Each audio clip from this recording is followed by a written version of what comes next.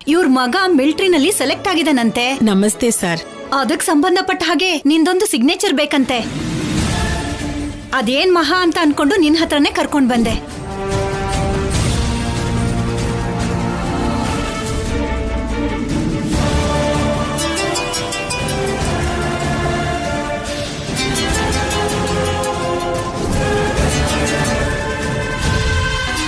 ಇವಳೊಬ್ಳು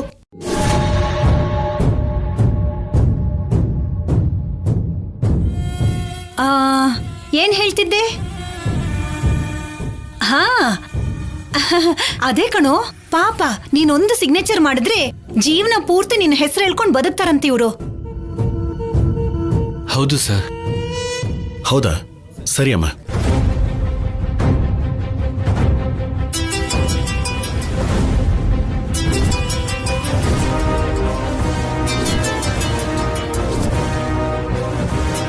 ಏನ್ ಇವಳು ಒಂದ್ಸಲ ಫೋನ್ ಕಟ್ ಮಾಡಿದ್ರೆ ಅರ್ಥ ಆಗಲ್ವಾ ಇವಳಿಗೆ? ಅತ್ತೆ, ಏನೇ ನಿಂತ್ಕೊಳ್ಳು. ನಾನು ಹೇಳಿದ್ ಒಂದ್ ನಿಮಿಷ ಕೇಳಿಸ್ಕೊಳ್ಳಿ. ಹೇಯ್, ಮನೆಗ್ ಬರೋ ತನಕ ಕಾಯೋದಕ್ಕಾಗಲ್ವಾ ನಿನ್ಗೆ? ನಾನೊಂದು ಮುಖ್ಯವಾದ ವಿಷಯದ ಮೇಲೆ ಆಚೆ ಬಂದಿದ್ದೀನಿ. ನಿನಗೆ ಹೇಳೇ ತಾನೇ ಬಂದೆ. ಫೋನ್ ಮಾಡಿ ಯಾಕೆ ತೊಂದರೆ ಕೊಡ್ತಿದ್ಯಾ? ನನ್ ಮಗನ್ ಜೊತೆ ನೆಮ್ಮದಿಯಾಗಿ ಮಾತಾಡೋದಕ್ಕೂ ಬಿಡಲ್ವಾ? ಅಯ್ಯೋ ಅತ್ತೆ, ಒಂದ್ ನಿಮಿಷ ಫೋನು. ಅತ್ತೆ,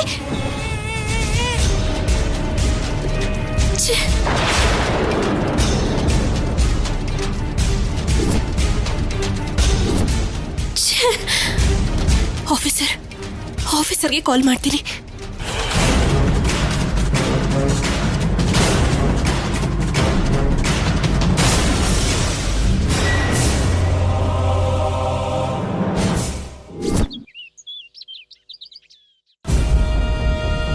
ಕಲ್ಯಾಣಿ, ಯಾಕಮ್ಮ, ಏನಾಯ್ತು?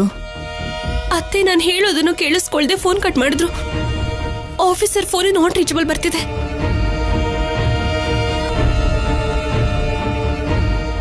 ಅವಳದ್ ಯಾವತ್ತೂ ಇದೇ ಗೋಳ್ತಾನೆ. ನೀನೇನು ಚಿಂತೆ ಮಾಡ್ಬೇಡ. ಅದ್ ಹಾಗಲ್ಲ ಅಜ್ಜಿ, ಅಲ್ಲೇನೋ ನಡೀತಾ ಇದೆ. ಅವ್ರು ಹೇಳೋದನ್ನ ಕೇಳಿಸ್ಕೊಂಡ್ರೆ ಆಫೀಸರ್ ಮೇಲೆ ಯಾರೋ ಏನೋ ಪ್ಲಾನ್ ಮಾಡ್ತಿದ್ದಾರೆ. ನಾನು ಅರ್ಜೆಂಟಾಗಿ ಹೋಗ್ಬೇಕು. ಸರಿ, ಜೊತೆಲಿ ಯಾರನ್ನಾದ್ರೂ ಕರ್ಕೊಂಡು ಹೋಗು. ಏನ್ ಪರವಾಗಿಲ್ಲ ಅಜ್ಜಿ, ನಾನು ಹೋಗಿ ಬರ್ತೀನಿ. ಬರ್ತೀನಮ್ಮ.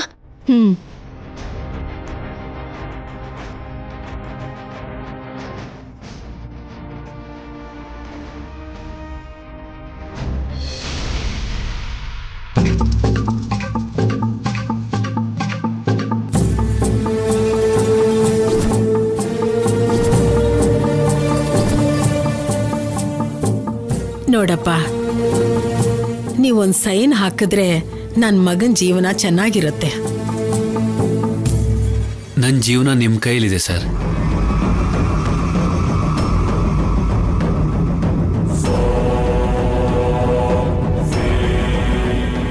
ನೀವಿಷ್ಟೆಲ್ಲ ಕೇಳ್ಕೊಳ್ಳೋ ಅಗತ್ಯನೇ ಇಲ್ಲ. ನನ್ ಮಗನ್ಗೆ ನಾನೊಂದು ಮಾತು ಹೇಳಿದ್ರೆ ಆಗಲ್ಲ ಅಂತ ಯಾವತ್ತೂ ಹೇಳಲ್ಲ ಅವನು.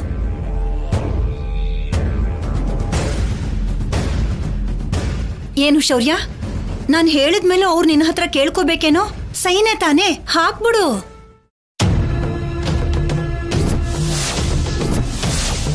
ಅದು ಹಾಗಲ್ಲಮ್ಮ. ಇಂಥ ವಿಷಯಗಳಲ್ಲಿ ನಾವು ಎನ್ಕ್ವೈರಿ ಮಾಡ್ದೇನೆ ಲೆಟರ್ ಕೊಡೋಕ್ಕಾಗಲ್ಲ. ಗೊತ್ತಿರೋರು ಅಂತ ನೀನು ಹೇಳ್ತಾ ಇರೋದ್ರಿಂದ ಹಾಗೆ ಮಾಡ್ತೀನಿ. ಸುಬ್ಬಾರಾವ್,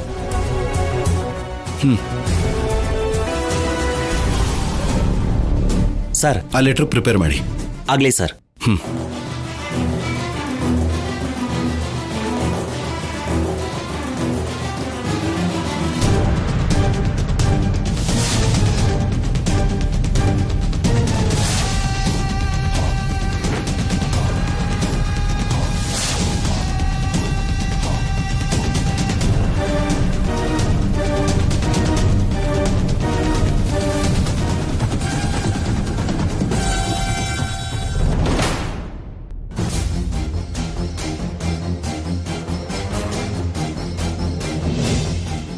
ನೋಡಿದ್ರಾ?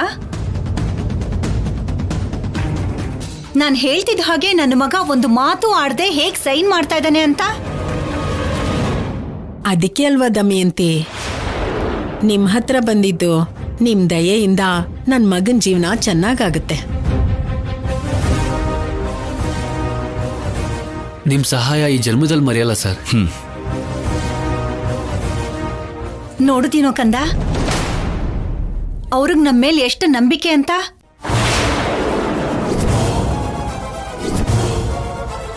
ಇನ್ನು ಯಾಕೋ ಯೋಚನೆ ಮಾಡ್ತಿದ್ಯಾ? ಸೈನ್ ಹಾಕು. ಸರಿ ಅಮ್ಮ. ಹಾಕ್ತಿದ್ದಾನೆ.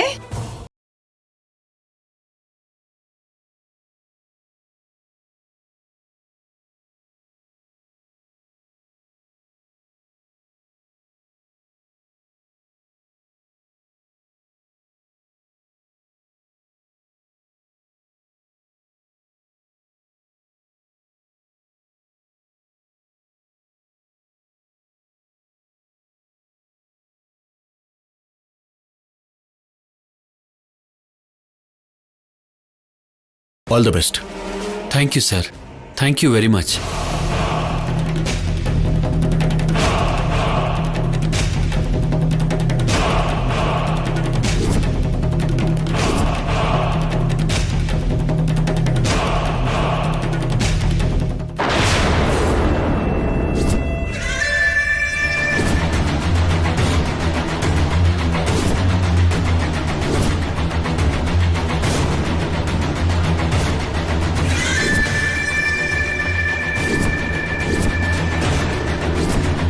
ಏನಿದು?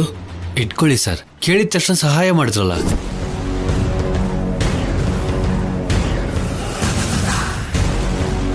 ನಮ್ಮಮ್ಮ ಹೇಳಿದ್ದಕ್ಕೆ ಇದನ್ನ ಮಾಡಿದ್ದು, ದುಡ್ಡುಗೋಸ್ಕರ ಅಲ್ಲ. ತಗೊಳ್ಳಿ. ಹಾಗೆ ಹೇಳ್ಬೇಡಿ ಸರ್, ನಮ್ ಸಂತೋಷಕ್ಕೋಸ್ಕರ ತಗೊಳ್ಳಿ ಸರ್. ಏನಮ್ಮ ಇದು? ಏನ್ ಹೀಗೆ ಹೇಳ್ತಿದ್ದಾರೆ? ನೀವು ಕೇಳಿದಷ್ಟೇ ಕೊಟ್ಟಿದೀವಿ ಸರ್. ನಾನ್ ಕೇಳೋದು ಅಂದ್ರೇನು? ಅಮ್ಮ ಏನ್ ಹೇಳ್ತಿದ್ದಾರೆ ಇವರು? ಯಾರ್ದು ದುಡ್ಡದು?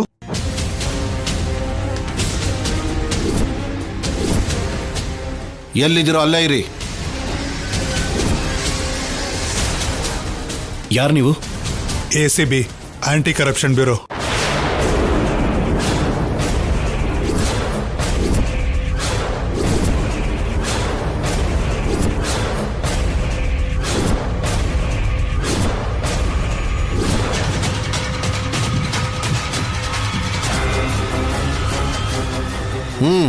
ಕೊಡಿ ಇಲ್ಲಿ.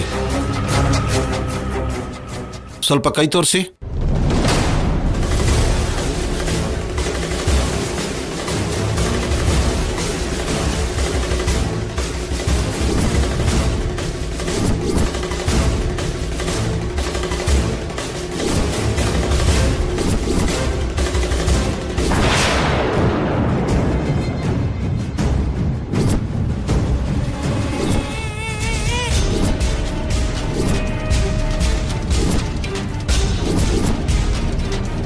ಏನು ಆಫೀಸರ್ ಇದು? ಒಂದು ರೆಕಮೆಂಡೇಶನ್ ಲೆಟರ್ಗೆ ಲಂಚ ತಗೋತಾರ?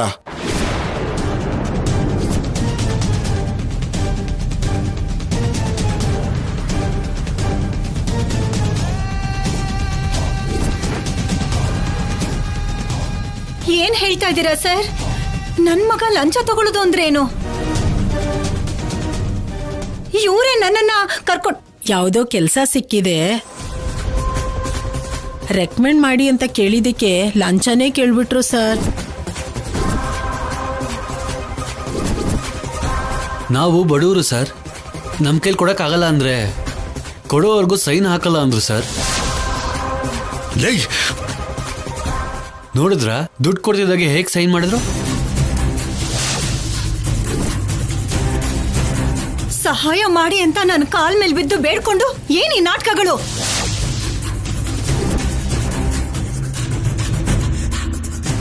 ಮಧ್ಯದಲ್ಲಿ ದಯವಿಟ್ಟು ಯಾರು ಮಾತಾಡಬೇಡಿ.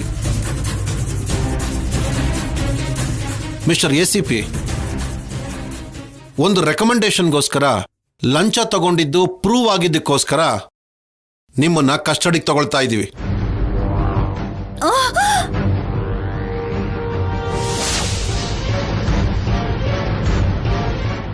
ಬನ್ನಿ, ನಮ್ ಜೊತೆ ಬನ್ನಿ. ಶೌರ್ಯ,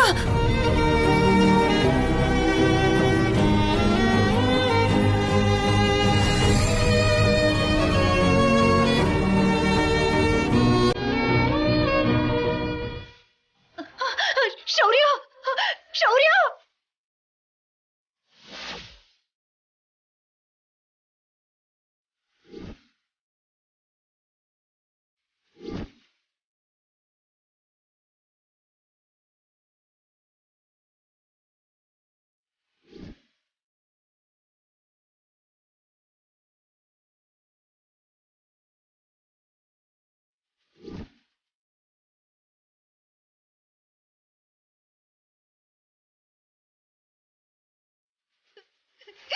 ಕಲ್ಯಾಣಿ,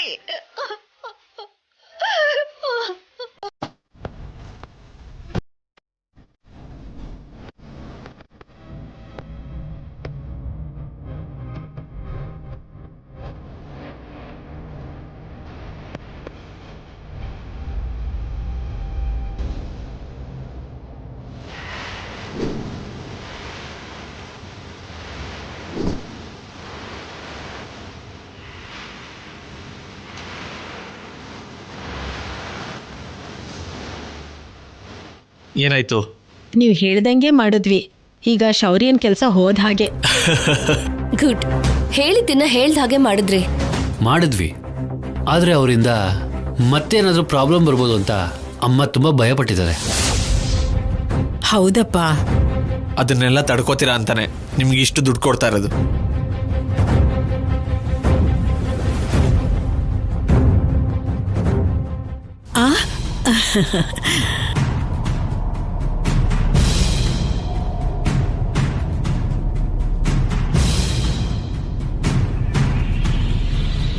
ಈ ದುಡ್ಡು ತಗೊಂಡು ಸ್ವಲ್ಪ ದಿನ ಎಲ್ಲಾದ್ರೂ ದೂರ ಹೋಗಿ. ಶೌರ್ಯನ್ ಕೆಲ್ಸ ಹೋಯ್ತು ಅಂತ ಖಾತ್ರಿ ಆದ್ಮೇಲೆ ನೀವು ಬಂದ್ರು ಅವನೇನು ಮಾಡಕ್ಕಾಗಲ್ಲ. ಸುತ್ತಮುತ್ತ ಎಲ್ಲೂ ಕಾಣ್ದಿರೋ ತರ ಎಲ್ಲಾದ್ರೂ ಹೊರಟೋಗಿ. ಕಾಣಿಸಿದ್ರು ನಮಗ್ ಮಾತ್ರ ಅಲ್ಲ, ನಿಮ್ಗೂ ತೊಂದ್ರೆನೆ. ಸರಿಯಪ್ಪ, ನಡಿಯೋ.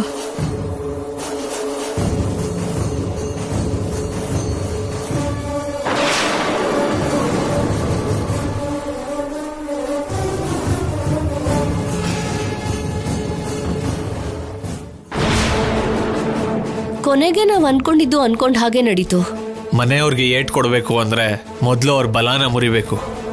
ಆ ಮನೆಗೆ ಬಲ ಆಗಿರೋದು ಶೌರ್ಯ. ಆ ಶೌರ್ಯಂಗೆ ಏಟ್ ಕೊಟ್ಟಿರೋದಕ್ಕೆ ಮಿಕ್ದವ್ರಿಗೆ ಏಟ್ ಕೊಡೋದು ತುಂಬಾ ದೊಡ್ಡ ಕಷ್ಟ ಏನಲ್ಲ. ಆ ಕಲ್ಯಾಣಿ ನಮ್ಮ ಮೇಲೆ ಅನುಮಾನ ಪಟ್ಟು ಅವಮಾನಿಸ್ತಾ ಇದ್ಲು. ಹೀಗ್ ನೋಡ್ಬೇಕು ಅವಳು ಮುಖಾನ. ಕಲ್ಯಾಣಿ ಕೋಪ ಬರ್ಸ್ಬೇಕು ಅಂದ್ರೆ ಆ ಶೌರ್ಯನ ಅವಳು ನೋಡ್ಲೇಬೇಕು. ಇವಾಗ ಶೌರ್ಯ ಕೆಲ್ಸ ಹೋಗಿ ಮನೇಲಿ ಕೂತಿದ್ರೆ ಅವಾಗ ಏನ್ ಮಾಡ್ತಾಳೆ? ಇಷ್ಟಕ್ಕೆ ನಾವು ಸುಮ್ನಿರ್ಬಾರ್ದು ಸಿದ್ದು. ಈ ಶಾಕಲ್ಲಿ ಇರೋವಾಗ್ಲೇ ಮಿಕ್ಕದವ್ರಿಗೂ ಸರಿಯಾದ ಏಟ್ ಕೊಡ್ಬೇಕು. ನಿಲ್ಸಿದ್ರೆ ಹೇಗೆ ಸ್ಯಾಮ್? ಉಸಿರು ತಗೊಳಕ್ ನಾವು ಟೈಮ್ ಕೊಟ್ರೆ ನಮ್ ಬಗ್ಗೆ ಯೋಚನೆ ಮಾಡಕ್ಕೆ ಅವ್ರಿಗೆ ಅವಕಾಶ ಕೊಟ್ಟಂಗೇನೆ. ಅದಕ್ಕೆ ನೀನ್ ಹೇಳ್ದಂಗೆನೆ ಏಟ್ ಮೇಲೆ ಏಟ್ ಕೊಡ್ತಾ ಇರೋಣ. ಮನೇಲಿ ಯಾರಿಗೂ ಉಸಿರಾಡಕ್ಕೂ ಟೈಮ್ ಇರಬಾರ್ದು. ಈಗ ನಾವು ಶೌರ್ಯನ್ ಬಗ್ಗೆ ಯೋಚನೆ ಮಾಡ್ಬೇಕಾಗಿರೋಂಥದ್ದು ಏನಿಲ್ವಲ್ಲ. ನಾವ್ಯಾಕೆ ಯೋಚನೆ ಮಾಡ್ಬೇಕು? ಅವ್ರ ಡಿಪಾರ್ಟ್ಮೆಂಟ್ ಅವ್ರು ಯೋಚನೆ ಮಾಡ್ತಾ ಇರ್ತಾರೆ ಏನ್ ಮಾಡ್ಬೇಕು ಅಂತ.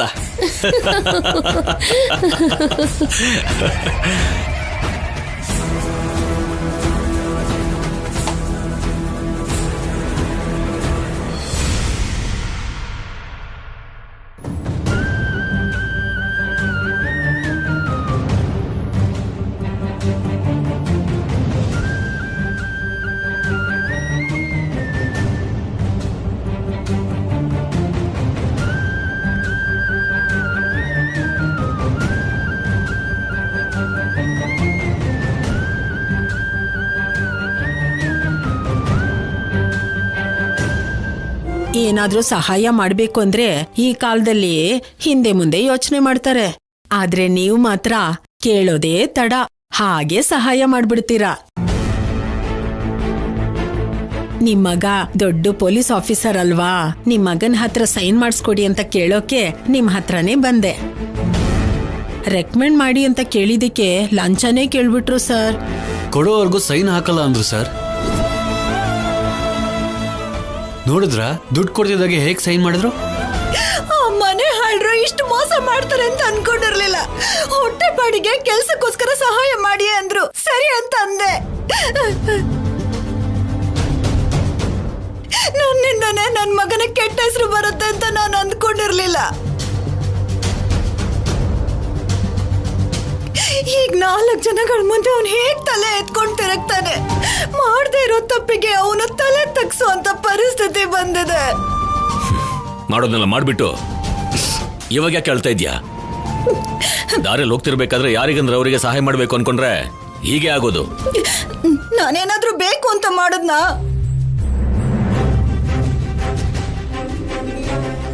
ಏನೋ ಬಾಯ್ ಬಿಟ್ಟು ಸಹಾಯ ಮಾಡಿ ಅಂತ ಕೇಳಿದ್ರು ಅನ್ಕೊಂಡು ಸಹಾಯ ಮಾಡೋಣ ಅನ್ಕೊಂಡೆ. ಅವರು ಹೀಗೆಲ್ಲ ಮಾಡ್ತಾರೆ ಅಂತ ನನಗೇನ್ ಗೊತ್ತಿತ್ರಿ? ತಪ್ಪು ಮಾಡೋರು ಯಾವತ್ತೂ ಹೇಳ್ಬಿಟ್ಟು ಮಾಡಲ್ಲ. ಯಾರಾದ್ರೂ ಏನಾದ್ರೂ ಹೇಳ್ದಾಗ ಇದನ್ನ ನಾವು ಮಾಡ್ಬೇಕಾ ಬೇಡವಾ ಅಂತ ಯೋಚನೆ ಮಾಡಿ ಮಾಡ್ಬೇಕು. ನಿನ್ ಕೈಯಲ್ಲಿ ದುಡ್ಡಿದ್ರೆ ಮಾತ್ರ ಸಾಲದಮ್ಮ. ಪೊಲೀಸ್ ಸ್ಟೇಷನ್ ಅಲ್ಲಿ ಸೈನ್ ಹಾಕ್ಸ್ಕೊಂಡಿದ್ದಾರೆ ಅಂದ್ರೆ ಏನಕ್ಕೆ ಹಾಕ್ಸ್ಕೊಂಡ್ರು ಏನು ಅಂತ, ಮುಂದೆ ಇದರಿಂದ ನಮ್ಗೇನಾದ್ರೂ ತೊಂದರೆ ಆಗ್ಬಹುದು ಅಂತ ಯೋಚನೆ ಮಾಡ್ಬೇಕು ಅಂತಾನೂ ಅನಿಸ್ಲಿಲ್ವಾ?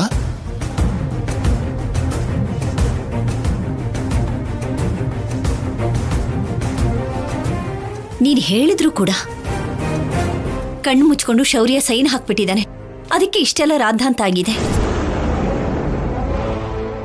ಹೆತ್ತ ತಾಯಿ ಮೇಲಿರೋ ಅಭಿಮಾನದಿಂದ ಈ ರೀತಿ ಸೈನ್ ಹಾಕಿದ್ರಿಂದಾನೆ ಇವತ್ತಿಂಥ ಪರಿಸ್ಥಿತಿ ಬಂತು.